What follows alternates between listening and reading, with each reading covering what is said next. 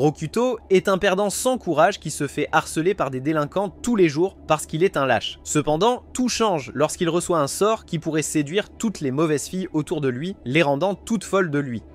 Comme d'habitude, Rokuto se fait harceler par Inuma et sa bande, qui jouent à rapporter le déjeuner de Rokuto comme s'il était un chien. Quand Rokuto lui demande d'arrêter, Inuma se contente de rire et de lancer une saucisse de l'autre côté de la cour. Rokuto rate l'attraper et Inuma et ses amis éclatent de rire. Alors que Rokuto récupère la saucisse, il commence à réaliser qu'il est traité comme un jouet, surtout par Inuma. Il s'assoit avec ses amis, vaincus, et leur dit que son déjeuner est parti. Ses amis, Masaru et Kota, loyaux comme toujours, lui offrent chacun un peu du leur qu'il accepte avec joie. Soudain, Tsubaki éclate de rire. Rokuto et ses amis jettent un œil et remarquent les cuisses plus douces que du beurre de Tsubaki. Elle les surprend en train de la regarder et part furieuse pour les dénoncer à Inuma. Inuma ne perd pas le rythme et menace Rokuto et ses amis, les avertissant de garder les yeux pour eux ou de faire face aux conséquences. Plus tard, Rokuto et son équipe se retirent aux toilettes pour se défouler. Ils se plaignent d'être toujours se blâmer alors qu'ils essaient juste de profiter de l'école en paix. Rokuto, parlant avec sincérité, dit qu'il est injuste que les délinquants soient toujours au sommet, tandis que les bons élèves comme eux sont relégués en bas. Soudainement, Inuma et un autre délinquant, Takeru, font irruption. Takeru mentionne qu'Inuma devrait rejoindre l'union d'Onishima et garantit qu'il a déjà sécurisé la meilleure place rien qu'en rejoignant. Takeru et ses amis ne peuvent pas cacher leur malaise face à la montée en puissance d'Inuma. Cet après-midi-là, ils se rendent chez Rokuto pour se détendre et se défouler. Là, Rokuto reçoit un mystérieux colis de son défunt grand-père. À l'intérieur se trouve un parchemin ancien avec une note disant qu'il aidera Rokuto quand il sera en danger. Les garçons sont confus quant au type de drogue que son grand-père consomme, et Masaru demande à Rokuto comment est son grand-père. Rokuto lui dit que son grand-père s'occupait de lui et l'encourageait, que même lorsqu'il était harcelé, il croyait que Rokuto trouverait un jour des personnes qu'il aimerait. Rokuto se souvient que sa famille possède un parchemin qui remonte à la période Heian et contient un sort. Après avoir entendu cela, Masaru encourage Rokuto à utiliser le parchemin pour vaincre les délinquants afin qu'il puisse vivre une vie scolaire paisible. Soudainement, le parchemin s'illumine, choquant le groupe. Masaru et Kota remarquent quelque chose sur le front de Rokuto, un symbole violet lumineux. Le lendemain, Rokuto marche vers l'école, encore perplexe à propos du parchemin. Il croise un voyou de rue qui lui demande de l'argent. Rokuto refuse et se fait assommer. À sa grande surprise, la délinquante intervient et leur dit d'arrêter. Puis à l'école, Inuma se moque encore de Rokuto à propos de son déjeuner, mais Tsubaki le défend de manière inattendue, suggérant à Inuma de s'en prendre au déjeuner de quelqu'un d'autre, et Inuma rit et accepte. Perplexe, Rokuto et ses amis se retrouvent dans les toilettes où il leur parle des choses étranges qui se passent depuis qu'il a ouvert le parchemin, où des filles le défendent. Mais Masaru et Kota pensent que c'est juste une coïncidence. Juste à ce moment-là, Tsubaki frappe à la porte de la salle de bain pour s'excuser auprès de Rokuto pour la façon horrible dont elle l'a traité. Après qu'elle quitte la salle de bain, les garçons restent stupéfaits par ce qui vient de se passer. Pendant ce temps, quelque part dans la ville, une autre mauvaise fille, Rana, affronte un gang de délinquants et elle gifle leur chef, les défiant à se battre. De retour avec les garçons, alors qu'ils rentrent chez eux, Masaru remarque que toutes les mauvaises filles regardent Rokuto.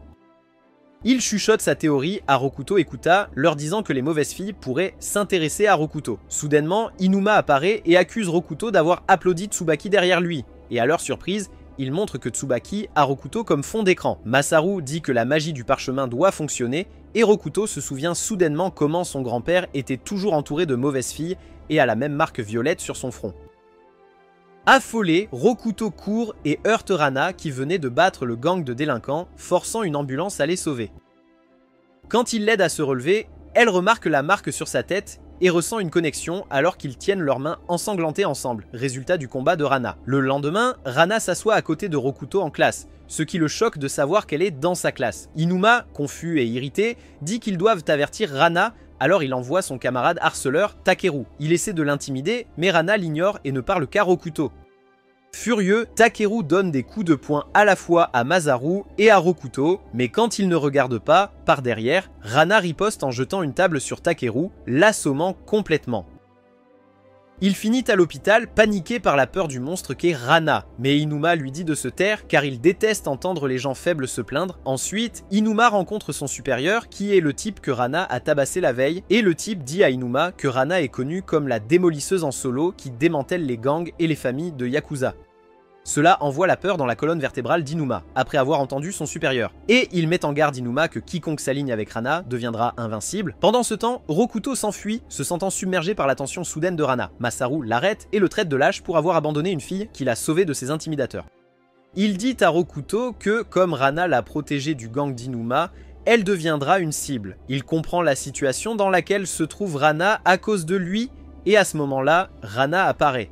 Rokuto la remercie pour plus tôt et promet de la protéger des délinquants, non seulement par gratitude, mais parce qu'il veut défendre ce qui est juste. Rana rougit en entendant ces mots et propose une solution plus sanglante, où elle enverra chaque délinquant de l'école 6 pieds sous terre. Rokuto rejette l'idée et lui fait promettre de ne pas se battre pour quelque chose de futile, comme un regard ou une bousculade. Le lendemain matin, Rokuto est de nouveau entouré de mauvaises filles, mais elle recule soudainement quand Rana apparaît à proximité. Inuma regarde avec dégoût, clairement en train de comploter quelque chose. Plus tard, Rokuto et ses amis passent du temps dans les toilettes, profitant d'un rare moment de paix. Saru note que l'équipage d'Inuma ne les dérange plus récemment et remercie Rokuto de les rapprocher de leur rêve de vie scolaire. À l'extérieur des toilettes, Inuma apparaît. Il attrape Rokuto par le col, exigeant des réponses sur son nouveau charisme avec les mauvais garçons délinquants. Takeru lui dit de se dépêcher, craignant que Rana n'arrive.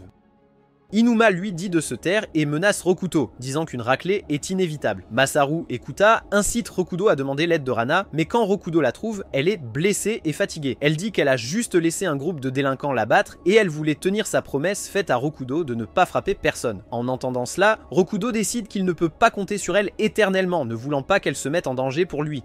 Il défie Inuma à un combat sur le toit de l'école, qui est pris au dépourvu par ce défi soudain, mais est prêt à se battre. Rokuto, quant à lui, a l'air sur le point de se faire dessus. Inuma se précipite sur lui et Rokuto lance un coup de poing léger en guise de contre, puis recule, conscient que c'est la première fois qu'il frappe quelqu'un. Inuma ne bronche même pas face au coup faible et il répond avec un crochet dur au visage de Rokuto, le laissant étourdi. Tsubaki essaie d'intervenir, disant à Inuma d'arrêter, mais il lui fait juste signe de se taire.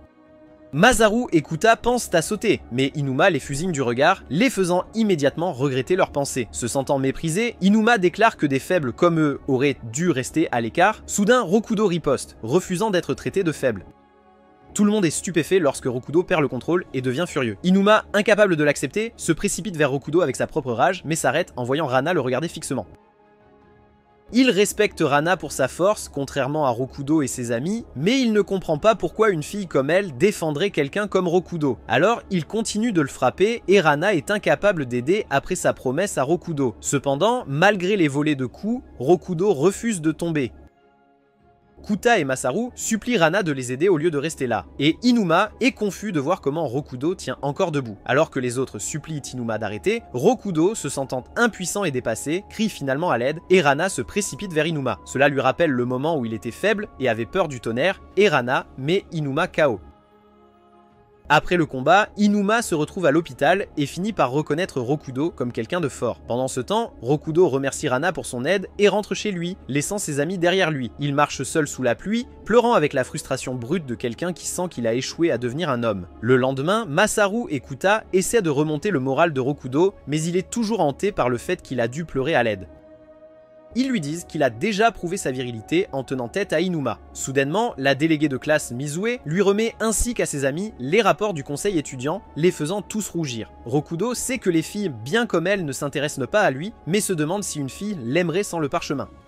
Masaru et Kuta lui laissent de l'espace mais le surveillent de loin. Après l'école, alors qu'il est encore entouré par les mauvaises filles, Rokuto trouve Inuma l'attendant à la porte de l'école. À sa surprise, Inuma lui demande de venir avec lui et l'invite à manger avec lui dans un restaurant de ramen. Là, les subordonnés d'Inuma le saluent et Rokuto reconnaît l'un d'eux comme quelqu'un qui l'avait déjà agressé. Le gars tremble de peur lorsqu'il se rend compte qu'il a agressé un ami d'Inuma, mais Rokuto dit à Inuma qu'il ne sait pas qui ils sont. Alors Inuma les invite tous à manger ensemble, pendant que Masaru et Kuta restent dehors, inquiets pour Rokuto à l'intérieur du restaurant de ramen. Après le repas, les délinquants disent au revoir et Rokuto demande à Inuma pourquoi il l'a invité, et il lui dit simplement qu'il dînait avec un ami. Rokuto est stupéfait quand Inuma l'appelle un ami, mais le moment change quand Inuma avertit que le chef de l'école, Sayuri, est après lui. Soudain, un des sbires de Sayuri, Sasaki, surgit et se présente, puis confronte Rokuto pour avoir emmené toutes les belles filles, laissant les mauvais garçons avec des personnes peu attrayantes. Au début, Sasaki ne croit pas que Rokuto soit un playboy, mais quand sa propre copine commence à s'intéresser à Rokuto, il y croit totalement et veut se battre avec lui. Cependant, il arrête quand il réalise qu'Inuma est là, soutenant Rokuto. Inuma dit à Rokuto qu'il doit soit se lever pour lui-même, soit fuir comme un lâche. Mais avant qu'il ne réponde, ses amis apparaissent, disant à Rokuto qu'il n'a pas besoin de se battre et qu'ils sont plus qu'heureux de changer d'école pour atteindre leur vie scolaire paisible. Cependant, Rokudo en a eu assez et déclare qu'après avoir été harcelé à plusieurs reprises, il a réussi à faire d'Inuma son ami en lui tenant tête, alors il refuse maintenant de reculer à nouveau pour parvenir à sa vie scolaire paisible. En s'éloignant, Rokudo déclare qu'il ne sera plus un lâche ni ne quittera l'école à cause des délinquants. Sasaki crie pour qu'il revienne, mais Rana traverse soudainement un mur de briques pour soutenir Rokudo, et Inuma l'avertit que Rana est la principale protectrice de Rokudo. Sasaki tente de la confronter, mais avant qu'ils ne se battent, Rokudo l'arrête avant qu'il ne puisse la toucher, disant qu'il veut protéger Rana. Après avoir entendu cela, Rana lui dit qu'elle l'aime, et Rokudo rougit. Inuma avertit Sasaki que si Sayuri veut combattre Rokudo, alors il devra d'abord affronter lui et tous ses amis. Rokudo déclare fermement qu'il refuse de fuir, mais à sa grande surprise, Inuma lui apprend que Sayuri est une fille et non un mec. Le lendemain matin, Sayuri fait irruption dans la classe de Rokudo, et Inuma prévient Rokudo que cette femme de petite taille est Sayuri, la chef de file. Masaru soupçonne qu'elle est déjà en train de tomber sous le charme de Rokudo à cause de son sort, mais à leur surprise, Sayuri contourne facilement le sort et défie Rokudo. Cela fait paniquer Rokudo et les garçons, mais Inuma intervient pour affronter Sayuri et ses sbires, sans les laisser prendre Rokudo. Cependant, Sayuri se concentre davantage sur une menace plus grande qui la guette, Rana, et réalisant que cette femme gorille est la copine de Rokudo, elle la défie à un combat. Rana accepte volontiers le défi, mais Rokudo s'interpose entre eux, ne les laissant pas se battre. Pendant que Rokudo calme Rana, Sayuri tente un coup, mais à sa grande confusion, elle ne fait aucun dommage à Rokudo. Pour prouver sa force, elle appelle Masaru en avant et le met KO d'un seul coup de poing, prouvant que le sort de Rokudo fonctionne sur Sayuri. Elle accepte de discuter avec Rokudo, lui disant qu'il n'est pas une mauvaise personne, et l'entraîne avec elle, promettant que rien de mal n'arrivera. Elle l'emmène dans la chambre de sa fille, dans l'ancien bâtiment de l'école, et à l'intérieur, elle a du mal à contenir l'affection étrange qu'elle ressent, et commence à appeler Rokudo mignon. Rokudo se sent coupable de ne pas seulement avoir manipulé les sentiments des autres filles avec son sort, mais réalise maintenant qu'il est le premier amour de Sayuri. Le poids d'être le premier amour de quelqu'un submerge Rokudo, et il se souvient de la première fois qu'il est tombé amoureux. Il y a des années, une fille nommée Miyu l'a aidé quand il était harcelé, et c'était les jours les plus heureux de sa vie, car Miyu était son premier amour, et il l'aimait tellement qu'il pensait toujours à elle. Jusqu'à ce qu'un jour, Miyu devienne une délinquante, brisant son cœur en se consacrant à la rue, comme une fille d'OnlyFans. Connaissant le poids d'un premier amour, Rokuno se donne maintenant pour mission de faire de Sayuri une fille bien, afin que son sort ne fonctionne plus sur elle. Après un moment, Rokuto se sent mal à l'aise et veut retourner en cours, mais Sayuri insiste pour venir aussi, ce qui le perturbe. Sayuri explique qu'elle a séché les cours pendant un certain temps, mais maintenant que Rokuto est là, elle décide qu'elle assistera aux cours tous les jours. En entendant cela, Rokuto voit une opportunité de l'aider à se réformer, car l'idée d'une vie scolaire paisible et amusante avec Sayuri est tout ce à quoi il peut penser. En classe, Mizue assigne un exposé oral et demande si quelqu'un a des sujets à la suggérer. Rokuto lève la main et propose d'observer les plantes autour de l'école. La plupart des camarades se moquent de lui pour son idée enfantine, disant que c'est pour les minables pathétique. Soudain, Sayuri leur dit de fermer leur bouche et de respecter l'idée de Rokuto, et ils se taisent tous. Les filles bad, comme Rana et Sayuri, soutiennent l'idée de Rokuto, et les autres suivent le mouvement. Tout le monde se dirige vers le jardin de l'école pour commencer leurs observations, bien que certains ne sachent toujours pas quoi faire. Rokuto apporte des livres pour aider, et Rana s'approche de lui, demandant quelque chose. Il l'emmène observer les tournesols, et ils profitent de leur moment ensemble. Masaru et Tuka disent plus tard à Rokuto à quel point son idée est géniale, disant qu'elle pourrait non seulement aider Sayuri, mais qu'elle pourrait changer toute l'école. Pendant ce temps, le bras droit de Sayuri, Kurokata, observe Rokuto en silence à distance. Au fur et à mesure que l'activité se poursuit, Rokuto voit le rapport de Sayuri qui ressemble à quelque chose qu'un tout petit ferait, puis les notes détaillées de Kuda et l'écrit réfléchi de Masaru. Il est particulièrement impressionné par le travail de Rana, mais suggère qu'elle ajoute ses sentiments personnels pour le rendre plus expressif. Autour de lui, la classe commence à avoir de vraies conversations sur leur travail et il remarque que Sayuri prend le devoir au sérieux, collectant les rapports de tout le monde et les lisant. Masaru et Tuka disent à Rokuto que la classe se sent différente maintenant, comme si ce n'était pas juste Sayuri qui changeait, mais tout le monde. Pendant ce temps, Sayuri retourne dans sa chambre, où Kurokata essaie de la ramener dans ses habitudes délinquantes.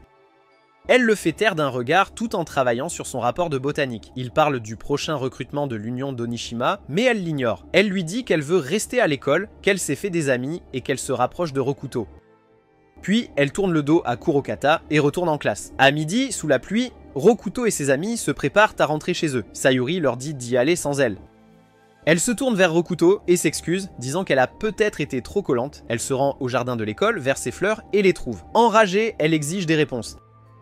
Les étudiants commencent à se blâmer mutuellement, et Kurokata intervient, affirmant qu'il a tout vu. Il continue à attiser en soulignant ses fleurs détruites qu'elle a plantées avec Rokuto. Quelques minutes plus tard, Rokuto trouve les étudiants inconscients avec Sayuri et Kurokata à proximité. Choqué, Rokuto la confronte. Kurokata lui dit que lorsque Sayuri est en colère, personne n'a de chance, car elle est la chef de la bande après tout. Rokuto reste là, incrédule. La Sayuri qu'il connaissait était gentille et aimait l'école. Puis Sayuri, maintenant en larmes, avoue qu'elle est amoureuse de lui et comprend enfin ce que cela signifie. À ce moment-là, Rana apparaît et s'assoit à côté de lui sous la pluie, disant qu'elle veut être avec lui. Rokuto se tourne vers elle et lui demande une faveur égoïste. Il lui demande de sauver Sayuri de tous les méchants et de ne pas se blesser. Rokuto s'incline humblement devant elle, et Rana accepte sa demande. Ensuite, Sayuri et Kurokata arrivent dans un entrepôt pour rencontrer l'Union Onishima. Certains membres se moquent de l'idée qu'une petite fille se joigne à eux. Sayuri envoie l'un d'eux valser à travers la pièce, prouvant qu'elle n'est pas ordinaire. Elle et Kurokata reçoivent des bagues de l'Union en disant que si elles veulent démissionner, elles doivent aussi se couper les doigts. Sayuri hésite à prendre la bague, et à ce moment-là, Rokuto apparaît soudainement. Rokuto se présente et sort le rapport de plante de Sayuri, le lisant à haute voix. Sayuri est stupéfaite, et Kurokata est abasourdi de voir Rana debout à côté de lui. Les membres du syndicat se précipitent sur Rokuto, mais Rana les renverse un après l'autre, tandis que Rokuto continue calmement de lire. Kurokata, perdant patience, commence à frapper Rokuto. Mais Rokuto ne cesse de lire, même si son visage est contusionné, et Kurokata est perplexe quant à la façon dont Rokuto reste debout. Puis Rokuto s'approche de Sayuri et lui rappelle les fleurs qu'elle a plantées, lui disant que tout comme les fleurs qui ont réussi à fleurir, elle aussi peut le faire. Kurokata, furieux, essaie de frapper Rokuto avec un tuyau, mais Sayuri s'interpose et prend le coup. Saignant mais calme, Sayuri dit à Kurokata qu'elle reste à l'école, le laissant sous le choc. Soudainement, d'autres membres du syndicat font irruption dans l'entrepôt, coinçant Rokuto et les filles. Cependant, Masaru et Kuda arrivent, versant de la cire sur eux pour les ralentir. Tout le monde court vers la porte arrière pour trouver Inuma qui les attend, ayant déjà éliminé les gardes, ouvrant ainsi leur chemin pour s'échapper. Sayuri supplie Kurokata de venir avec elle, mais il lui dit qu'il trouvera son propre chemin et lui souhaite le meilleur. Le groupe s'enfuit dans la forêt, laissant Kurokata derrière pour retarder le syndicat. Alors qu'il court, Sayuri dit à Rokuto qu'elle l'abandonne, car il semble plus proche de Rana. Rokuto le nie, disant que lui et Rana ne sont pas comme ça, mais Sayuri avoue qu'elle est juste contente d'avoir des sentiments pour quelqu'un. Rokuto, ému, réalise que contrairement à son premier amour, il parvient à rendre le premier amour de Sayuri significatif et heureux, lui donnant espoir d'un meilleur changement dans le futur. Quelques jours plus tard, Rokuto et Kuda réussissent leur examen de scooter du premier coup. Ils peuvent voyager ensemble pour leur excursion à moto. Alors que Kuda et Masaru ont déjà des motos, Rokuto n'en possède pas encore et devra en emprunter une à Inuma. Cependant, Inuma arrive avec une épave de casse pour que Rokuto l'utilise. Au début, Rokuto ne veut même pas l'accepter, mais quand il se rend compte des efforts qu'Inuma a mis pour la réparer, il change d'avis et l'accepte. Kuta et Masaru, en regardant cela, ressentent une pointe de jalousie. Rokuto prend le vélo de la casse pour une balade, s'inquiétant de sa légalité sur la route, et son cauchemar devient réalité lorsqu'un policier à moto, Azami, apparaît et le poursuit. Elle commence soudainement à frapper la moto, pensant qu'il est juste un autre motard imprudent. Mais quand elle voit enfin le visage de Rikudo, le sort s'active et à ses yeux, Rikudo ne ressemble plus du tout à un délinquant, mais à un prince chevauchant un noble destrier. Alors que Rikudo s'éloigne à toute vitesse, il laisse accidentellement tomber sa carte d'étudiant. De retour à l'école, Rikudo raconte à ses amis comment une policière l'a attaqué sur la route. Juste à ce moment-là, Azami apparaît et rend sa carte d'identité. En secret, Azami a une profonde aversion pour les délinquants, mais quelque chose chez Rikudo fait battre son cœur, même si elle est convaincue qu'il en est un. Confuse et submergée, elle trébuche et se demande pourquoi elle a l'impression de tomber amoureuse. Juste à ce moment-là, Inuma arrive avec une surprise, une moto améliorée pour Rikudo. Azami, stupéfaite, demande à qui appartient cette abomination. Lorsqu'elle découvre que c'est celle de Rikudo, elle le supplie de ne plus la chevaucher, mais Rikudo refuse. Retenant ses larmes, Azami court vers son propre vélo. En la voyant pleurer, Rikudo se sent coupable, car il n'a jamais fait pleurer une fille auparavant. Puis, sans prévenir, Azami se retourne, cette fois avec sa propre moto. Elle demande à Rikudo s'il veut faire un tour avec elle, et Masaru, observant de loin, pense qu'elle pourrait être une autre fille à problème. Mais Rikudo s'en moque et monte sans hésitation, toujours coupable de l'avoir fait pleurer. La moto ne bouge pas au début, mais quand il regarde en arrière, il voit que Rana la retient d'une main. Rikudo explique qu'il va juste faire un petit tour pour la calmer. Rana, en lui faisant confiance, lâche prise et la moto commence à avancer. Sur la route, Azami sourit. ravie que Rikudo soit avec elle. Elle lui demande s'il aime les motos et il avoue qu'il n'a obtenu le permis que pour être avec ses amis. Azami sourit à sa réponse honnête et pour lui montrer à quel point une moto peut être dangereuse, elle accélère soudainement, lui offrant le trajet de sa vie. C'est chaotique et dramatique, mais finalement elle ralentit, roulant calmement vers le coucher du soleil. Elle dit à Rikudo que les motos représentent la paix pour elle, qu'avec une, on peut sentir la brise, le calme et le monde autour. Elle ne veut plus que Rikudo conduise des motos bizarres, alors elle lui demande de l'appeler chaque fois qu'il veut faire un tour en moto. Le lendemain, Masaru apporte sa moto à l'école et par curiosité, Sayuri la touche, cassant accidentellement une partie. Elle insiste pour dire qu'elle n'a rien cassé et le presse d'abandonner. Juste à ce moment-là, Azami arrive pour récupérer Rikudo. Elle se présente à Sayuri comme étant la chauffeuse de Rikudo, choquant Sayuri. Azami remarque le vélo de Masaru et le félicite, mais lorsqu'elle voit la partie cassée, elle leur dit qu'elle peut le réparer, ce que Masaru et Sayuri apprécient. Koda demande à Rikudo si Azami va le conduire pendant leur voyage, et quand Rikudo ne peut pas répondre, Azami commence à pleurer, forçant Rikudo à accepter. Ensuite, Azami demande à ramener Rikudo chez lui, mais quand il voit qu'il n'y a pas de sidecar, Azami lui dit de s'asseoir derrière elle. Ils sont tous les deux gênés d'être assis ensemble. Il demande où il doit se tenir, et elle lui dit de s'accrocher à sa taille, ce qui le rend nerveux. Sur le chemin du retour, Azami raconte à Rikudo son rêve de devenir policière à moto après avoir été sauvée par l'un d'eux d'un gang de motards, ce qui pour elle était comme être sauvée par un chevalier. Avant de se séparer, Azami conseille à Rikudo de rouler sur une moto d'apparence normale pour ne pas avoir à l'arrêter. Elle explique qu'elle a des affaires à régler, donc elle ne sera pas là pour lui. Ensuite, sur le chemin du retour, Rikudo est arrêté par Aoi, qui lui demande des informations sur une fille prétendant être un agent de police à moto. Quand Aoi lui montre la photo, il se rend compte qu'il s'agit d'Azami, et se souvient qu'elle l'a attaqué une fois. Rikudo remarque la bague de l'Union Onishima sur la main d'Aoi. Soupçonneux, il demande ce qu'Aoi ferait s'il la trouvait. Awa prétend qu'ils allaient juste parler, mais Rikudo voit à travers le mensonge, sachant que la violence est inévitable. Ce soir-là, Rikudo parle d'Aoi avec Inuma et les autres. Selon la description de Rikudo, il réalise que l'Union Onishima en a après Azami. Inuma, reconnaissant Aoi, les avertit de ne pas s'en mêler. Mais Rikudo réalise qu'Azami vise également Aoi et refuse de l'ignorer. Il élabore un plan avec ses amis pour se promener en ville le soir, espérant attirer Azami, notamment en utilisant la moto bizarre et étrange d'Inuma. Le plan fonctionne, Azami les aperçoit et s'arrête. Rikudo et Inuma lui font signe de s'arrêter et l'avertissent que le syndicat la vise. Il y a des années, Azami a failli se faire agresser une nuit. Elle a été sauvée par un officier à moto qui est resté à ses côtés, a vérifié si elle allait bien et l'a aidée à se calmer.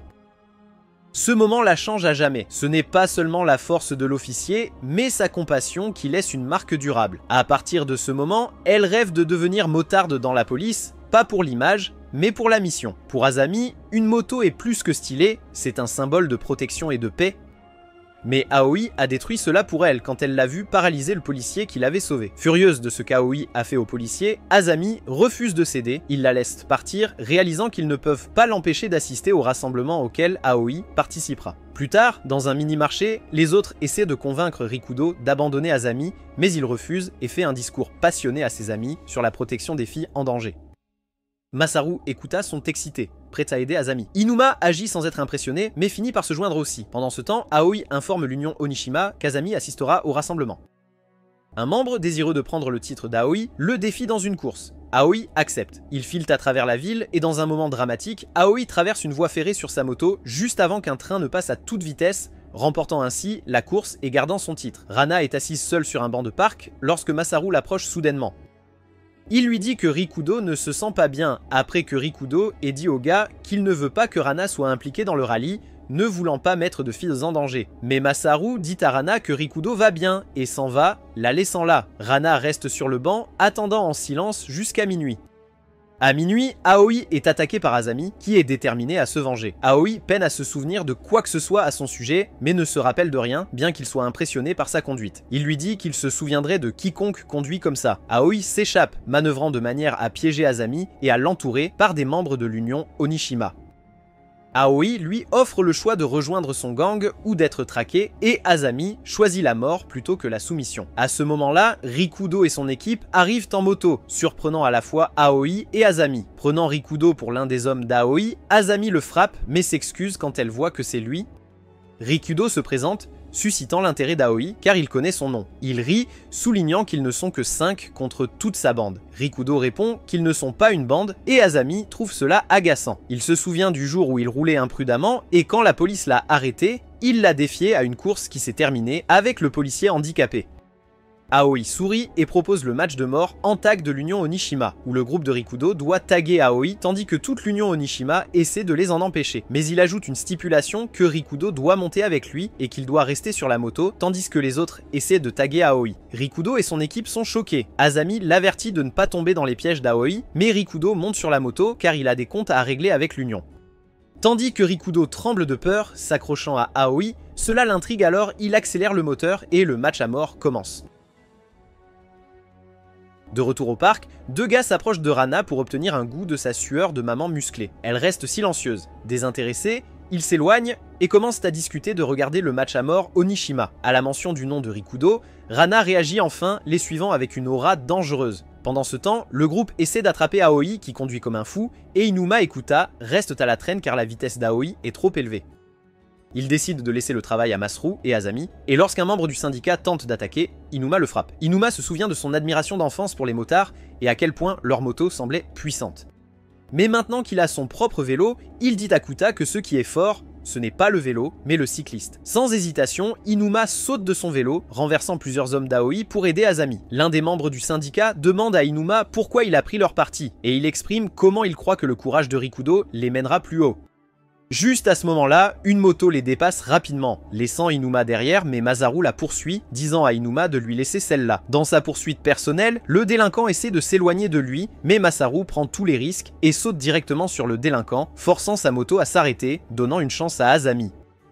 De retour avec le duo, Inuma et Kuta éliminent le reste dans une bagarre, pensant qu'ils ont gagné. Mais d'autres renforts arrivent, les surpassant largement en nombre. Soudain, des coups de feu se font entendre, et lorsque les motards se retournent, c'est Rana conduisant un hélicoptère, terrifiant les autres motards alors qu'elle crève leurs pneus avec son épée en bois. Alors que Rana s'apprête à s'en prendre à Rikudo, Inuma la supplie d'arrêter, lui disant comment Rikudo ne veut pas qu'elle soit en danger. Kuta l'exhorte à aider, mais Inuma le gronde en disant que Rikudo se bat pour son honneur. Rana s'arrête et à la surprise des garçons, elle s'agenouille, faisant confiance à Rikudo pour gérer la situation. Kuta et Inuma partagent sa foi et Rana admet qu'elle aime Rikudo, ce qui fait rougir les garçons. Toujours accroché à la moto rapide d'Aoi, Rikudo commence à perdre sa prise. Azami, à sa poursuite, promet qu'elle finira le travail, lui donnant de l'espoir. Elle dit quelque chose qui déclenche la mémoire d'Aoi de son passé avec un officier de moto. Ils se sont une fois liés à travers des acrobaties à moto, et l'officier lui a parlé de la fille qu'il a rencontrée, Azami, et comment Aoi devrait être comme elle et ressentir la liberté de rouler à moto et non le frisson. Soudainement, Aoi s'est effondrée après avoir vécu trop imprudemment. L'agent l'a sauvée, mais la moto a failli heurter la jeune Azami qui se tenait à proximité. L'agent l'a protégée et en a payé le prix dans un accident dévastateur. Aoi a fui la scène, laissant Azami avec un traumatisme durable. Elle porte encore cette douleur et cherche maintenant la justice. Comme Aoi se souvient de tout, il dit à Rikudo qu'Azami n'est plus la même fille. Rikudo réfléchit et décide qu'elle est une mauvaise fille parce qu'elle enfreint les lois de la circulation. Aoi accélère, mettant la pression sur Rikudo, lui demandant ce qu'il va faire. Mais Rikudo l'étonne en se retournant et en s'asseyant à l'envers sur le vélo. Azami crie pour qu'elle s'arrête et Azami ne supporte pas de voir quelqu'un d'autre qu'elle aime se blesser. Rikudo admet calmement que la peur est normale car il a peur aussi. Ces paroles atteignent Azami et elle commence à pleurer, disant qu'elle a eu peur tout ce temps.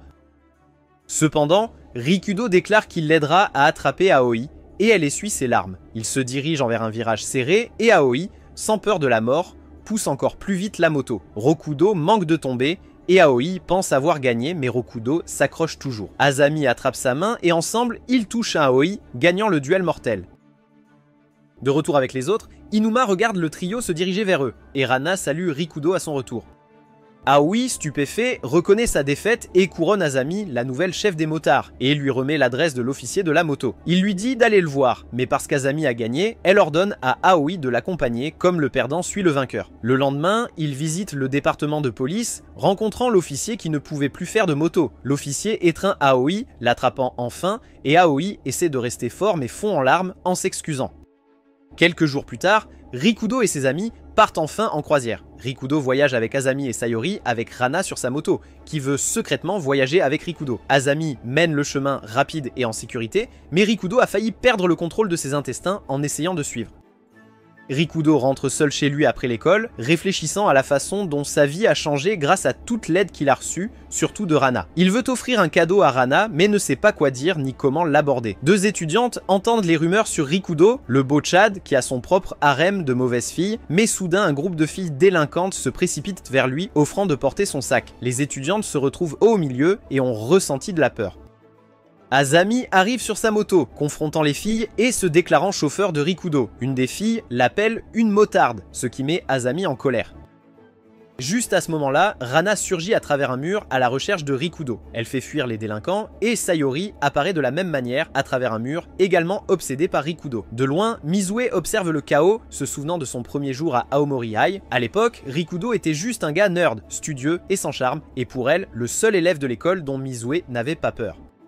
Maintenant, elle le reconnaît à peine après l'avoir vu séduire des filles à gauche et à droite et chevaucher des motos. Après l'école, la bande traîne chez Rikudo. Masaru et Tsubaki jouent à des jeux vidéo, bien que Tsubaki ne puisse pas les comprendre. Sayori dessine pendant que Koda regarde. Inuma et Rikudo discutent pendant que Rana admire silencieusement la chambre de Rikudo.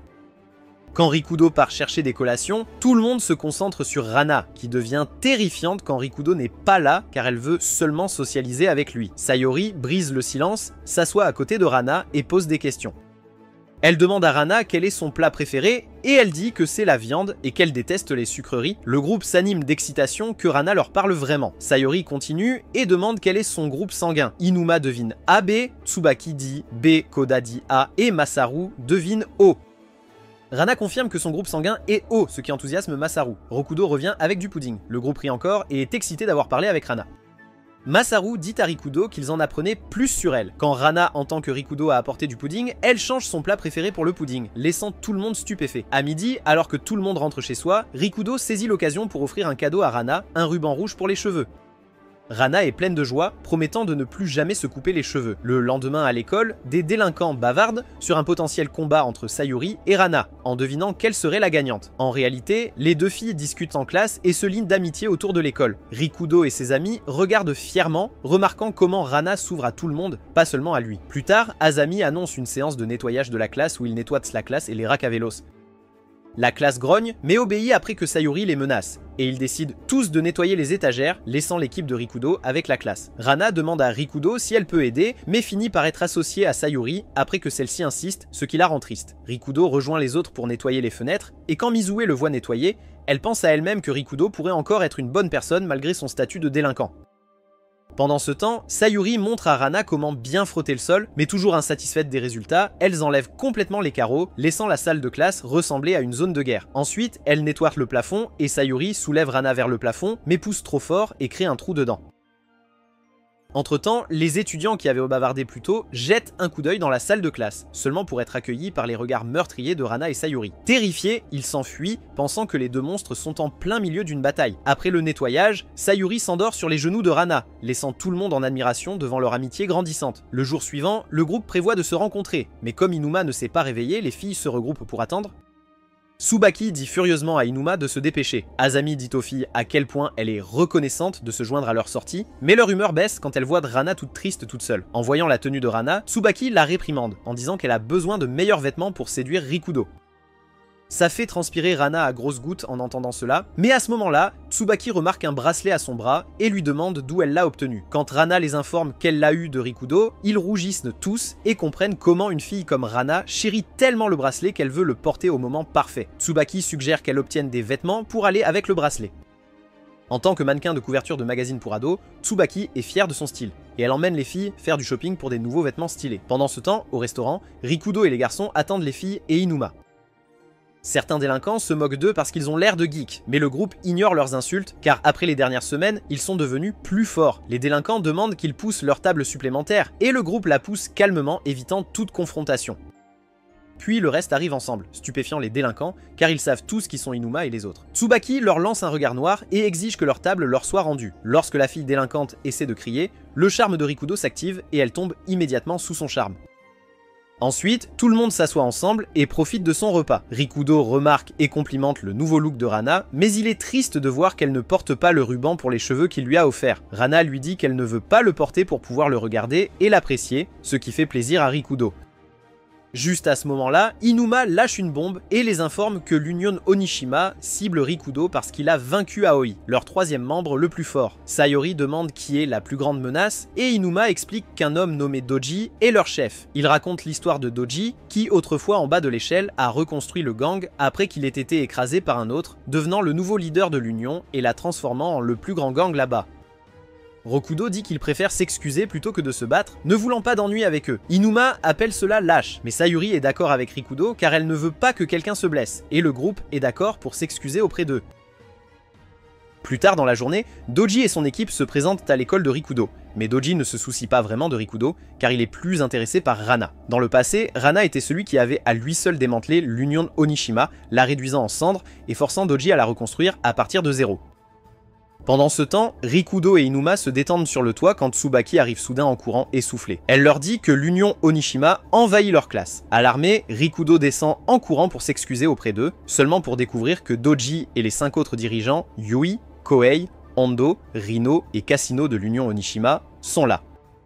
Ils sont déclarés comme nouveaux étudiants là-bas et Doji informe tout le monde qu'il est pleinement conscient que tout le monde est terrifié par leur réputation de gang violent, mais qu'il est là pour quelque chose de différent. Il dit à la classe qu'il est inspiré par la réputation de Rikudo et au lieu de causer des problèmes, il veut aider les gens en utilisant son gang pour de bon. Il s'approche de Rikudo et le félicite d'avoir vaincu Aoi. La classe est en ébullition de surprise et bientôt des rumeurs se répandent à travers l'école. Sayuri évalue Doji et décide que c'est un type bien. Elle se présente officiellement comme celle qui dirige l'école et les deux se serrent la main, incitant tout le monde à accueillir prudemment l'Union Onishima. Ensuite, Doji serre la main de Rikudo et Rikudo remarque que Doji tremble, ne sachant pas que Doji est terrifié par le monstre derrière lui. Rana, dont le regard intense habituel, fige la salle. Plus tard, au dernier étage, Doji et son équipe discutent de leurs prochaines actions. Doji leur dit que bien que Rikudo ne l'intimide pas du tout, Rana est une autre histoire. Il est déterminé à la recruter dans le syndicat en raison de sa force inégalée et de son aura mortelle. De retour en classe, Azami évoque le prochain festival de l'école et demande à tout le monde de proposer des idées pour leur exposition. Mais comme toujours, ses paroles tombent dans l'oreille d'un sourd.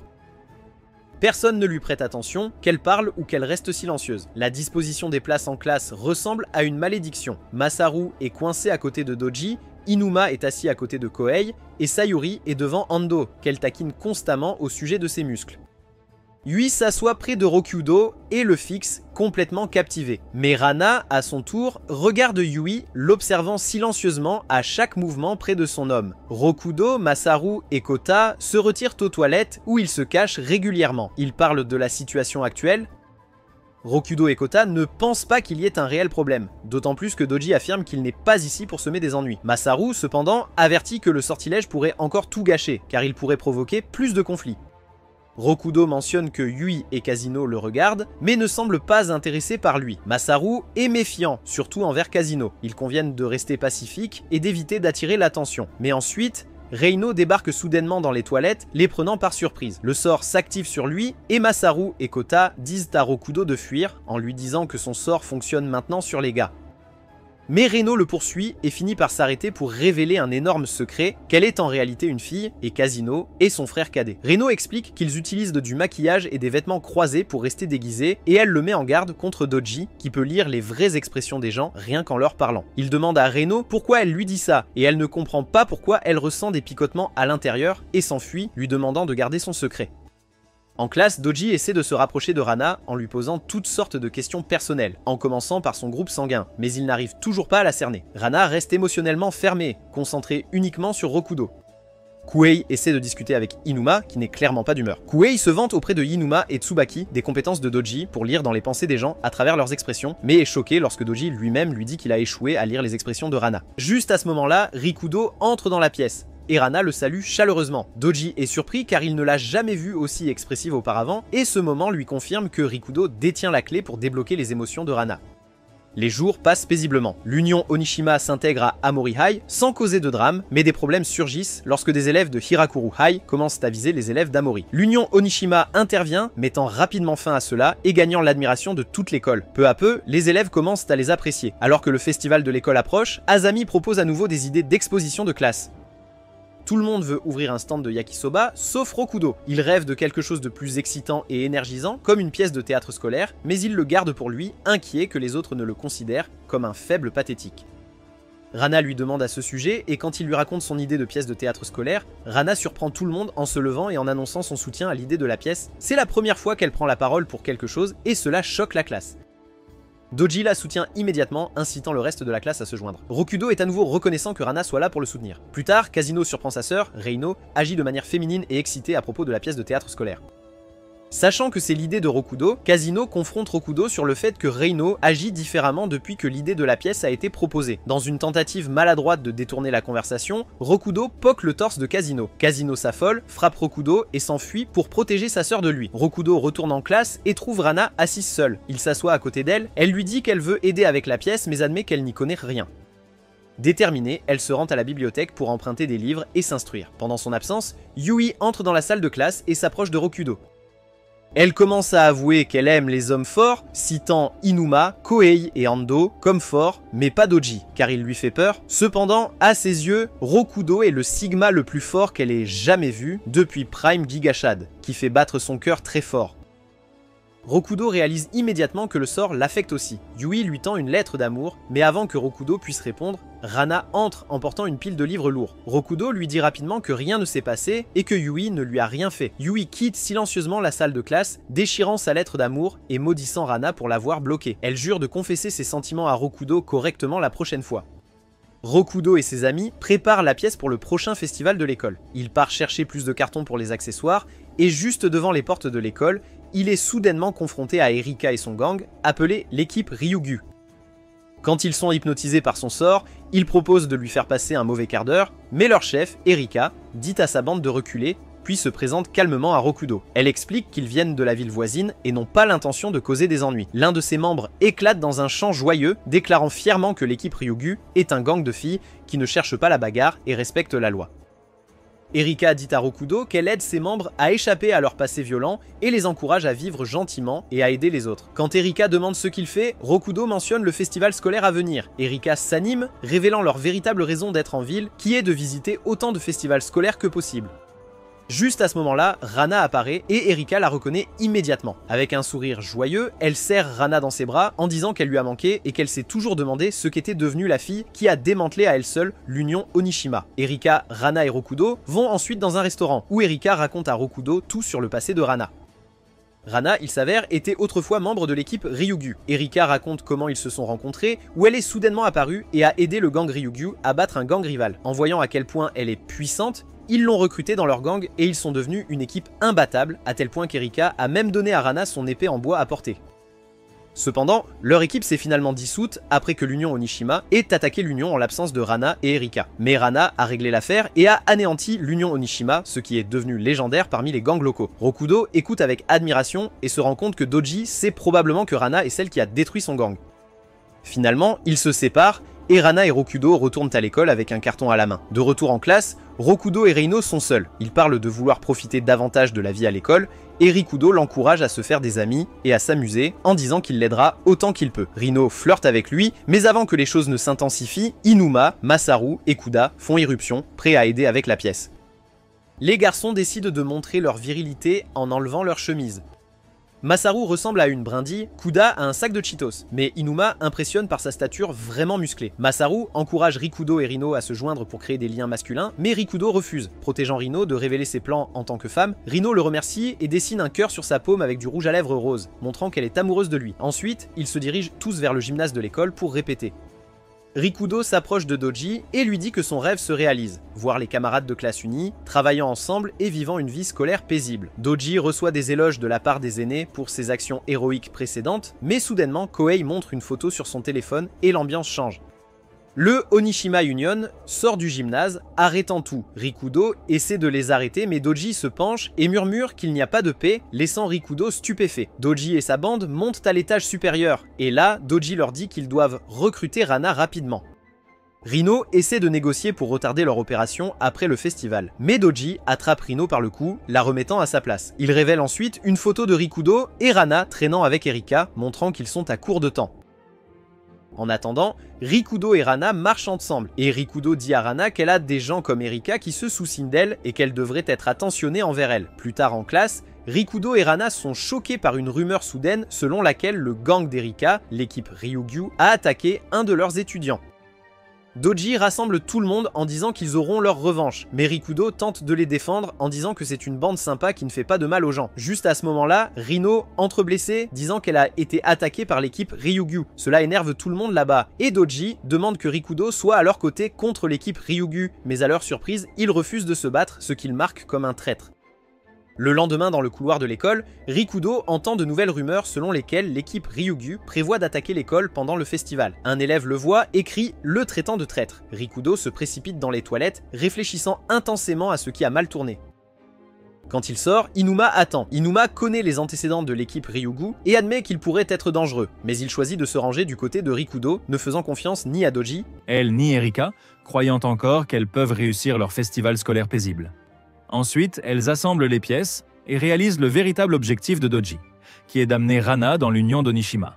De retour en classe, Doji accule Rana. Il lui dit que tant qu'elle est avec Rikudo, il sera toujours en danger, et il essaie de la convaincre que rejoindre l'union Onishima est pour le bien de Rikudo. Rana ne bouge pas et frappe Doji avec son épée en bois. Doji essaie désespérément de la convaincre et la touche là où ça fait mal, lui disant de penser à ce qui est le mieux pour la vie de Rikudo. Cela brise complètement sa coque dure, réalisant qu'elle doit faire ce qui était nécessaire, et Rana tombe à genoux, juste devant Doji. Rikudo et Inuma se précipitent vers l'endroit habituel où Rana attend, la salle de classe, mais elle n'est pas là. Rikudo commence à remettre en question ses actions et à se demander où il a échoué. Soudain, Doji apparaît à l'extérieur de la fenêtre et crie à Rikudo que Rana est maintenant des leurs. Il déclare qu'elle se battra contre l'équipe Ryugyu pendant le festival et que la seule façon de la récupérer est que Rikudo descende de son paradis et vienne le retrouver en enfer. Doji veut prouver que Rana ne peut pas vivre paisiblement, que le chaos est son vrai chemin. Pendant ce temps, Kuta et Masaru commencent à enquêter sur l'équipe Ryugyu, désespérés de découvrir la vérité et de prouver que Rikudo a raison. Et ils suivent ce qui semble être des filles, faisant partie de l'équipe d'Erika. De retour à l'école, Inuma se tourne vers Rikudo et lui dit qu'il n'a pas d'autre choix que de combattre Doji et l'Union, ou de proposer un autre plan. À minuit, Rikudo rassemble ses amis et leur annonce que Rana a rejoint l'Union Onishima. Kota, Masaru et Sayuri sont stupéfaits, ayant du mal à le croire. Masaru et Kota soulignent que Rikudo avait raison à propos de l'équipe Ryugyu depuis le début. Ils ont vu Rino et Kazuno, déguisés en membres de l'équipe Ryugyu, attaquer des étudiants d'Aomori High pour manipuler les délinquants à décider avec Doji en pensant que l'équipe Ryugyu est maléfique. Rikudo formule rapidement un plan pour protéger la véritable équipe Ryugyu du piège de Doji, qu'il s'est préparé pour le festival de l'école. Il est également terrifié à l'idée que si Rana blesse Erika et les autres, elle pourrait descendre encore plus bas dans le terrier du lapin. Le lendemain, pendant le festival de l'école, 2 élèves arrivent pour voir l'événement, mais s'enfuient lorsqu'ils remarquent un grand groupe de délinquants gardant l'entrée de l'école. Au dernier étage, Doji explique son plan à son équipe et à Rana qu'une fois qu'elle aura éliminé l'équipe Ryugyu, l'école sera à nouveau paisible. Doji dit à Rana qu'elle viendra avec eux et quittera l'école, mais Rana les avertit que s'ils blessent Rikudo, elle les frappera hors de la surface de la Terre. Pendant ce temps, Rikudo et ses amis parcourent la zone à la recherche de Tuseng de l'équipe Ryugyu. Ils se divisent en équipes. Kota est avec Sayuri, Rikudo avec Masaru et Inuma part seul. Inuma retourne à l'endroit où Rikudo avait précédemment rencontré le gang. Kota et Sayuri avancent lentement car Kuta est trop essoufflé pour suivre. Rikudo et Masaru arrivent à un pont. Masaru l'avertit que Doji a toujours 2 longueurs d'avance. Soudainement, Rino apparaît et s'excuse auprès d'eux, disant qu'elle a trahi le syndicat pour rejoindre Rikudo. Elle lui dit qu'elle est prête à se battre contre son propre frère si nécessaire, mais Rikudo lui dit de ne pas le faire et il l'encourage à convaincre Kazuno de se joindre à eux aussi. Juste à ce moment-là, l'équipe Ryugyu apparaît devant eux et juste au moment où ils s'apprêtent à les avertir, Rino les attaque.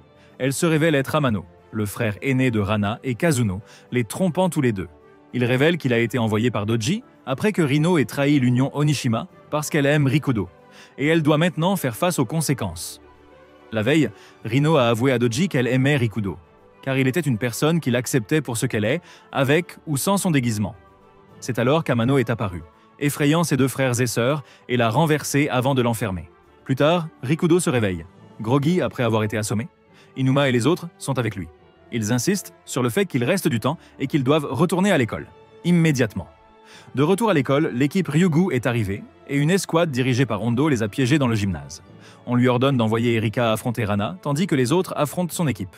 Mais à la surprise de Hondo, Azami se révèle de son casque, confondant tout le monde là-bas. Tout le gang de motards se révèle être l'ancienne équipe d'Aoi, qui est maintenant dirigée par Azami, venue pour un combat. À la porte de l'école, l'équipe Ryugyu vient d'arriver et Tsubaki est là pour les avertir, leur disant de battre en retraite. Erika est sceptique au début, mais finalement l'équipe Ryugu accepte de battre en retraite. Erika cependant reste sur place et essaie de convaincre les étudiants d'Aomori qui gardent l'entrée de se retirer. Juste à ce moment-là, Yui apparaît et l'empêche. Tsubaki intervient pour jouer les médiateurs, et Yui l'attaque, mais Erika intercepte l'attaque. Alors que le reste de l'équipe de Ryugu s'échappe, Erika se prépare à affronter Yui, mais Hondo saisit l'ami d'Erika et la prend en otage. Il menace de lui casser la main à moins qu'Erika ne se rende. Sans choix, Erika se rend à Doji. Rikudo, Inuma, Kuta, Sayuri et Masaru arrivent enfin à l'école. Tsubaki se précipite vers eux, expliquant que Doji a pris Erika en otage. La voix de Doji grésille à travers un émetteur-récepteur, souhaitant la bienvenue à Rikudo en enfer. Rikudo lui demande si son seul plan est de recruter Rana, et supplie Doji de ne pas la ramener dans le monde des gangs, l'accusant de cruauté. Mais Doji soutient que Rana n'a jamais été innocente, et que c'est Rikudo qui l'a entraînée dans le monde normal. Doji déclare que si Rikudo veut à nouveau la paix, il doit abandonner Rana. Sinon, l'Union Onishima devient son ennemi. La fureur de Rikudo s'enflamme. Il crie dans le talkie-walkie que ce n'est pas à Doji de décider s'il a une vie scolaire paisible ou non. Doji rétorque en affirmant que Rana n'est pas quelqu'un destiné à être heureux, et que tenter de la rendre heureuse est inutile. Mais Rikudo refuse de le croire. Il déclare qu'il veut rendre Rana heureuse, sa voix pleine de conviction, et cette déclaration surprend Doji. Inuma et Sayuri l'encouragent, disant que Rana serait ravie de l'entendre. Rikudo rougit soudainement, réalisant que ces mots sonnent comme une demande en mariage. Inuma, prenant les choses en main, dit qu'ils doivent atteindre le toit de l'école avant que Rana n'atteigne Erika.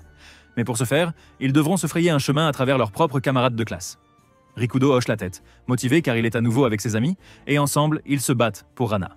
Erika et son ami se tiennent sur le toit de l'école face à Doji. Il leur dit qu'il a besoin qu'Erika affronte un monstre, et bien qu'elles se sentent confiantes, elles sont choquées de voir Doji sortir Rana. Sans prévenir, Doji libère Erika, lui donnant ainsi la chance de combattre Rana. Erika et son ami se figent, stupéfaites par sa décision. Erika exige des réponses, demandant quel est le véritable motif de Doji. Calmement, Doji répond qu'il fait cela pour le bien de Rana et de Rikudo. Pendant ce temps, à l'entrée de l'école, Rikudo, Inuma, Sayuri, Kuta, Tsubaki et Masaru se battent à travers une vague de leurs propres camarades, désespérés d'atteindre le toit à temps. Juste à ce moment-là, Azami arrive en moto, indiquant le chemin à suivre. Elle les guide vers l'école. Alors qu'ils se précipitent à l'intérieur, Hondo leur barre le chemin. Azami réfléchit à ses options et décide d'accélérer, espérant qu'il l'esquive. Mais à sa grande surprise, Hondo fonce droit vers elle, attrapant sa moto à main nue et l'arrêtant net. Il prépare un coup de poing, mais Sayuri l'intercepte. Elle se tourne vers les autres, leur disant de continuer sans elle. Sayuri et Hondo s'affrontent. Au début, elle essaie de le raisonner, le qualifiant de gars gentil et sincère, mais l'expression de Hondo s'assombrit et il lance le premier coup, en voyant Sayuri valser. Il grogne que seul Doji l'a vraiment compris, car dans le passé, il était un raté dont tout le monde se moquait, mais Doji est celui qui voit sa force et lui donne un but. Sayuri, meurtrie mais déterminée, se lève. Elle lui dit qu'elle comprend le sentiment d'être incomprise et rejetée. Elle insiste sur le fait qu'elle est plus qu'une simple combattante. Hondo ricane, et ils commencent à se battre. Il la jette comme une poupée de chiffon, frappant coup après coup. Sayuri s'effondre, ensanglantée et épuisée, mais elle se redresse. Elle lui dit qu'elle ne peut pas abandonner, pas après toutes les erreurs qu'elle a faites avec ses amis, et le défie à une épreuve de force. Hondo la frappe, et à sa grande surprise, Sayuri ne tombe pas. Avec tout ce qu'elle a, elle fonce et donne un coup de poing directement dans son ventre, le stupéfiant avec sa force inattendue. Hondo s'effondre, les yeux grands ouverts, et il commence à pleurer, disant que s'il n'est pas le plus fort, alors il sera inutile. Sayuri le réconforte doucement et lui dit que, tout comme lui, elle était une ratée jusqu'à ce qu'elle rencontre Rikudo, qui était prêt à l'accepter. Et tout comme Rikudo l'a accepté, elle dit à Hondo qu'elle acceptera ses erreurs. Hondo admet alors sa défaite et elle s'effondre. Ailleurs, Rikudo et les autres tombent sur Kuhei, qui les attend. Inuma avance et dit à Rikudo de rester en arrière, car ce combat est personnel. Inuma fonce sur Kuhei, mais est rapidement submergé, car Kuhei, après tout, est le deuxième membre le plus haut placé de l'Union Onishima. Rikudo et ses amis regardent impuissants Inuma tomber. Masaru et Kuta sautent, mais sont rapidement abattus. Rikudo avance, mais Kuhei l'avertit que Doji lui a interdit de blesser Rikudo. À la place, il prévoit de le forcer à regarder. Kuhei attrape Kuta, lui frappe la tête contre le sol et lui casse un doigt. Rikudo crie de s'arrêter. Kuhei lui dit d'abandonner Rana et de vivre tranquillement. Il y a des années, Inuma avait son propre gang qu'il dirigeait, et ils ont été pris pour cible par Kuhei et son groupe. Inuma croyait qu'ils resteraient ensemble et les affronteraient, mais à sa grande surprise, ils l'ont tous trahi après que Kuhei ait menacé leur famille, ce qui lui a fait réaliser qu'il ne pouvait pas les protéger. Cependant, contrairement à ses anciens amis, il a vu ce que sont Rikudo et ses amis, loyaux même s'ils étaient toujours battus, cela l'a amené à admirer Rikudo, qui inspire la loyauté sans la peur. Kuta se relève, du sang coulant, et frappe Kuhei dans le dos. Kuhei, impressionné, sourit. Puis, il se concentre et menace de casser plus de doigts à Kuta. Masaru, gémissant au sol, lui dit de lui casser les doigts à la place. Cela fait réaliser à Inuma à quoi ressemblent de vrais amis loyaux. Inuma se relève, et dans un geste choquant de détermination, se casse le doigt pour prouver sa loyauté. Il défie Kuhei une fois de plus, et pour le surprendre, le frappe avec son bras cassé. Enragé, Kuhei réplique avec une rafale de coups de poing. Inuma endure en analysant. Il trouve enfin une ouverture. Quand Kuhei lance un autre coup de poing, Inuma attrape son bras en plein élan et avec un rugissement le jette à travers une fenêtre. Rikudo, Masaru et Kuta continuent pour être finalement arrêtés par Amano. Rikudo reste calme, convaincu que Doji a ordonné à ses subordonnés de ne pas lui faire de mal. Mais Amano rit simplement et appelle Kazeno. Kazeno sort de l'ombre, rejoignant Amano. Car il y a quelques instants, elle a promis qu'elle ferait payer Rikudo après ce qu'il a fait à sa sœur, en la faisant tomber amoureuse de lui. Rikudo et ses amis réalisent soudain qu'ils sont coincés. De retour avec la bataille, Kuhei s'effondre durement, mais rit même dans la défaite. Il dit que cela n'a pas d'importance, car avec Sayuri et Inuma à terre, il ne reste personne pour protéger Rikudo, Masaru ou Kuta. Inuma, malmené mais souriant, allume son émetteur-récepteur et demande à Rikudo s'il peut gérer le reste. Avec une conviction totale, le trio est sûr qu'ils le peuvent. Inuma sourit avec confiance, convaincu que ses amis vont gagner, et l'expression de Kuhei change, car il a maintenant peur. Masaru se tourne vers les autres et insiste sur le fait qu'ils doivent amener Rikudo sur le toit, car c'est le seul qui peut arrêter Rana. Kuta acquiesce, disant qu'ils ne peuvent pas gâcher les efforts de leurs amis aujourd'hui. Masaru les motive, encore incrédule d'être arrivé jusqu'ici, de la risée de l'école à affronter les délinquants les plus redoutés. Le trio monte les escaliers en courant vers Amano, mais Amano les asperge avec un extincteur. Masaru et Kuta trébuchent et retombent les escaliers, toussant, mais Rikudo traverse la brume. Amano sourit, les qualifiant de perdants pathétiques. Il ricane à Rikudo, se moquant de lui pour la trahison de Reino, la qualifiant de petite sœur incomplète qui a déçu l'union Onishima. Rokudo réplique en défendant Reino. Il dit qu'elle est une bonne fille, qui veut juste une vie scolaire paisible et heureuse, et en tant que frère, Amano devrait respecter cela. Mais Amano se moque, la traitant d'inutile. Ça touche un nerf. Furieux, Rokudo lance un coup de poing, mais Kazeno l'attrape en plein vol. Amano rit aux éclats en descendant les escaliers tout en disant à Kazeno de s'occuper de Rikudo. Il prévoit de terminer Masaru et Kuta lui-même, mais ensuite Kazeno fait quelque chose que personne n'attend. Il embrasse Rikudo sur la joue. Masaru, Kuta et même Amano regardent avec choc et dégoût. Kazeno essuie son maquillage et se révèle être Reino. Rougissant, elle remercie Rikudo pour l'avoir défendu. Elle lui dit d'aller sur le toit, car elle s'occupera de son grand frère. Amano explose, criant à Reino de l'avoir trahi et ruiné la mission. Mais Reino réplique, le traitant de véritable incompétent pour ne pas l'avoir reconnu sous un peu de maquillage. Les deux frères et sœurs s'affrontent dans un duel passionné. Amano frappe en premier, donnant un coup de pied qui fait trébucher Reino. Mais elle reste ferme, déterminée à gagner. Lui. Elle riposte, mais Amano bloque et contre-attaque avec un coup de pied circulaire, la traitant de honte pour la famille Sumire. Elle s'écrase contre le mur mais ne renonce pas. Elle charge à nouveau, mais Amano continue de la dominer. Masaru et Kuda, regardant tout en criant des encouragements. Amano gronde qu'il déteste les gens ordinaires et ne comprend pas comment Rino a pu devenir si terne. Reino répond qu'elle est ordinaire et c'est tout ce qu'elle veut être. Elle veut des festivals scolaires, des amis, et l'occasion de déclarer à celui qu'elle aime, pas cette vie dans l'union Onishima. Amano ricane et bloque un autre de ses coups de pied. Il lui rappelle que tous ses mouvements sont ceux qu'il lui a enseignés, ce qui signifie qu'il peut contrer chacun d'eux. 1. Il la frappe au visage et la fait tomber, affirmant que sans lui, Rino et Kazeno étaient toujours inutiles. Mais Rino sourit, se relevant à nouveau. Elle commence à donner des coups de pied plus rapides et plus précis, car elle a compris quelque chose. Amano essaie de prévoir son prochain mouvement, mais cela se retourne contre lui. Il trébuche. Maintenant énervé, Amano charge, mais Rino frappe à nouveau, cette fois en atteignant un coup solide. Ils échangent des coups furieux jusqu'à ce que Rino lui porte un coup de pied écrasant à l'estomac, qu'il envoie au sol. Elle se tourne vers Masaru et Koda, leur disant de se dépêcher de monter sur le toit. Amano se souvient que quand ils étaient enfants, il leur a appris, à elle et à Kazeno, à se battre, et comment ils le suivaient partout. Il la supplie de ne pas le laisser derrière, disant qu'ils ne peuvent pas vivre sans lui. Mais Rino sourit, prouvant qu'il a tort. Elle se moque de lui et s'éloigne. Pendant ce temps, Rikudo continue de monter dans la cage d'escalier, enjambant des corps inconscients. Alors qu'il avance, une main l'attrape soudainement et l'entraîne dans une pièce étrange. C'est Yue. Elle récite une citation romantique, le regardant intensément. Rikudo ne panique pas, supposant qu'elle ne lui fera pas de mal à cause des ordres de Doji. Mais elle le choque en le frappant avec un fouet. Elle dit que l'union Onishima est comme un site de rencontre pour elle, et explique qu'adhérer à l'union lui a permis de rencontrer des hommes forts. Mais Rikudo est le plus fort à ses yeux. Rikudo la supplie d'arrêter, mais elle refuse. Elle commence à déchirer ses vêtements, disant que sa vraie joie est de briser les hommes forts. Elle le fouette à nouveau, puis l'allonge sur son service de fan jiggle et lui bande les yeux. Elle enflamme son fouet, prête pour plus. Aveugle et désespéré, Rikudo lance des coups de poing sauvages dans toutes les directions. Mais à sa surprise, Yui n'attaque pas. Rikudo réalise qu'à ses yeux, il a l'air extrêmement fort, qu'il ressemble à un personnage de Baki. Rikudo tire avantage en jouant les durs, ce qui la rend à la fois excitée et effrayée pour sa vie, pensant que Rikudo pourrait la tuer d'un claquement. Cependant, ses instincts primaires prennent le dessus et elle sent une montée de chaleur.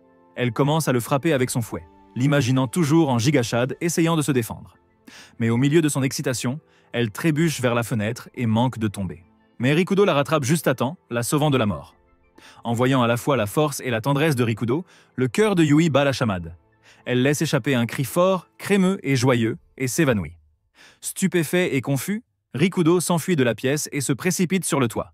Il franchit la porte du toit et trouve Rana, Erika et Doji immobiles. Doji regarde, stupéfait que Rikudo soit arrivé jusque-là, battant tous ses soldats. Rikudo se précipite pour aider Erika, mais Doji l'intercepte et le claque au sol. Allongé là, Rikudo entend Doji expliquer comment tout le monde le suit parce qu'il leur donne ce que désire leur cœur. Mais Doji le laisse partir pour se mettre entre Rana et Erika, bloquant le coup de poing de Rana avec son corps. Rana s'arrête. Sa rage s'apaise. Rikudo la supplie de ne pas blesser Erika. Il lui rappelle qu'Erika est son amie précieuse. Rana s'arrête, puis lui demande de tendre la main. Elle place l'élastique à cheveux qu'il lui avait donné dans sa paume et lui dit doucement que c'est un adieu. Elle lui dit qu'en vérité, elle n'a jamais considéré personne comme un ami. Ni Inuma, Sayuri, Tsubaki, Azami, Masaru, Kuda, ni même Erika. La seule personne qu'elle considère comme une véritable amie est Rikudo. Elle admet qu'elle ne comprend pas ce qui rend les autres heureux, mais seulement ce qui lui plaît à elle, la violence et la lutte. C'est le seul moment où elle ressent de la joie. Et à cause de cela, elle croit qu'elle ne peut pas être avec lui. Rikudo la regarde, le cœur brisé, et demande pourquoi elle a l'air si triste, même en ouvrant son cœur. Les larmes coulent sur leur visage alors que le poids de la séparation devient réel. Rana avoue que plus elle se bat, plus elle se rend compte qu'elle l'aime. Mais même elle est choquée de se voir pleurer. L'esprit de Rikudo est rempli de souvenirs de rire, de combats et d'amitié. Il promet de devenir plus fort, assez fort pour qu'elle puisse choisir la violence ou lui. Mais Rana recule. Elle refuse de le suivre et marche à côté de Doji, qui promet que Rikudo aura sa vie paisible. Alors qu'il se dirige vers la sortie, Rikudo attrape le bras de Doji et déclare qu'il est le seul à pouvoir rendre Rana heureuse. Il défie Doji à un combat et exige que Rana reste en dehors, insistant sur le fait que Doji a peur de ce qu'elle pourrait faire. Doji sourit et accepte. Rikudo lance le premier coup de poing, mais Doji contre facilement et enfonce son poing dans le ventre de Rikudo, ce qui fait mal à Rana de regarder.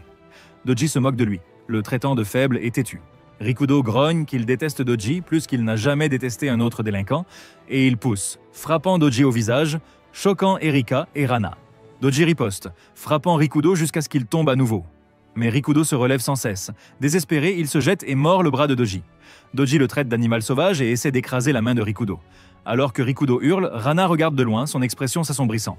Mais Rikudo la supplie de ne pas intervenir, sachant que si elle intervient, il prouve que Doji a raison. Pendant ce temps, Doji espère silencieusement que Rana interviendra, voulant que Rikudo apparaisse, faible. Puis de nulle part, quelqu'un sauve Rikudo, et il est déçu que ce soit encore Rana qui le sauve. Cependant, il s'avère que c'est Rino, qui assène un coup de pied féroce à Doji, libérant Rikudo. Elle est arrivée avec Masaru et Kuda à ses côtés. Azami suit derrière, portant une Tsubaki inconsciente. Le groupe est au complet, et Masaru et Kuda aident Rikudo à se relever. Rikudo les supplie de ne pas intervenir, disant qu'il doit terminer cela seul. Mais Masaru prend la parole, lui rappelant tout ce qu'il a fait. Tenir tête à Inuma, lire le rapport de Sayuri au syndicat, sauver Azami d'Aoi. Il dit à Rikudo qu'il a déjà prouvé sa force et que c'est maintenant à leur tour de le protéger à cause de sa force. Alors que Rikudo est entouré de ses amis, Doji est tout seul et il se moque du fait que ses soldats ne sont pas là. Il charge, espérant que leur nombre suffira, mais Doji est intraitable. En tant que leader de l'Union Onishima, il les submerge par la force brute. Même ensemble, ils ne peuvent pas l'abattre. Puis Tsubaki reprend conscience et crie à Doji, demandant pourquoi il est tellement obsédé par Rana alors qu'il est déjà si fort. Doji répond sans hésitation qu'il a besoin de quelqu'un de fort comme elle à ses côtés, puis il commence à parler. Sa voix plus douce, plus honnête. Il se souvient de son passé, où il était intimidé, impuissant et effrayé. Mais en sachant ce que voulaient les délinquants, ils lui ont donné la sécurité. Il a ensuite rejoint le syndicat et s'est senti en sécurité sous leur protection. Mais quand Rana l'a détruit, il a ressenti de la peur et a voulu le reconstruire plus fort que jamais. C'est à ce moment-là qu'il a commencé à chercher les personnes les plus fortes et les plus effrayantes qu'il pouvait trouver. Kohei, Amano, Yui et Hondo. Il leur a donné ce qu'ils voulaient, mais un jour, il a entendu parler de la défaite de l'équipe d'Aoi par Rokudo. Et quand il a entendu que Rana était impliquée, il a su qu'il devait la voir. Il attrape Rokudo par le col en grognant qu'il ne la laissera pas partir si facilement. Mais Rokudo refuse de céder. Il argue que Rana a aidé à détruire le syndicat pour protéger Erika. Doji secoue la tête avec incrédulité, la qualifiant de simple machine à détruire. Rokudo insiste qu'il y a plus en elle.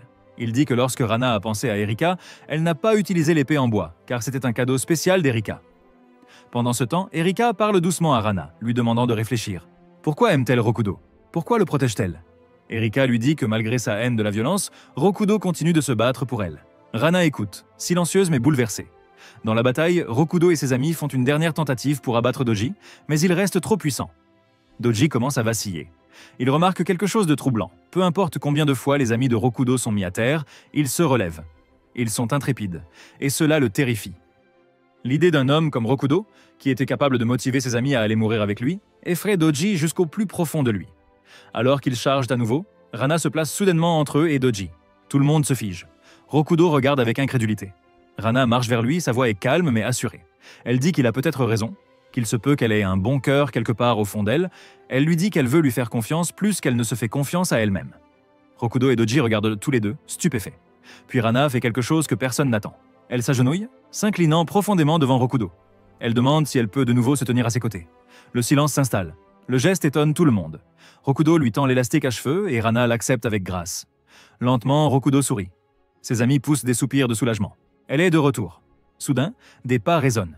Les anciens alliés de Doji arrivent sur le toit. Ils se tournent vers eux, furieux, les blâmant pour sa défaite. Mais ils secouent la tête et lui disent qu'il est toujours leur chef. Ils n'ont jamais quitté, car ils attendaient juste son ordre. Et Doji déclare leur retraite, promettant qu'il reviendra. Quelques jours plus tard, Rokudo se rend seul au festival de l'école. Ses pensées dérivent vers Doji, qui travaille maintenant à reconstruire le syndicat. Reino et Kazeno s'adaptent à une vie scolaire normale. Quant à Yui, il ne sait toujours pas où elle est, mais il espère qu'elle va bien. Au festival, Rokudo et ses amis jouent enfin leur pièce tant attendue devant un public complet. Folle. La paix est revenue. Du moins, pour le moment. Mais Rokudo reste vigilant, prêt pour le prochain ami ou ennemi qui pourrait croiser son chemin. Pendant la pièce, Rana oublie ses répliques.